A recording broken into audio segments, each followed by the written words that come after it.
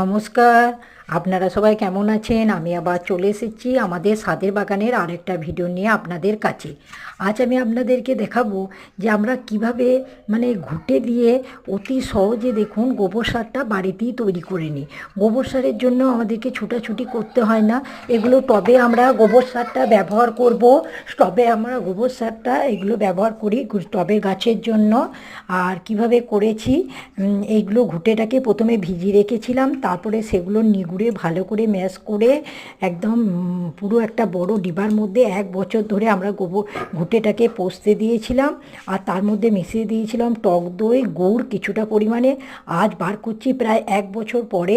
আর দেখুন কীরকম ঝরঝরে সুন্দর উত্তম মানের গোবর সার তৈরি হয়ে গিয়েছে। এটা একটু রোদে শুকিয়ে নেব, তারপরে যে কোনো গাছ লাগানোর সময়তে মাটির সাথে মিশিয়ে দেবো। গাছ হবে খুব সুন্দর, ফুল ফলে ভরে উঠবে। বাবা ভোলা মহেশ্বরের আশীর্বাদে আমরা এইভাবেই গোবর সার তৈরি করে থাকি। আপনারা করুন, আপনারাও দেখুন, খুব উপকার পাবেন।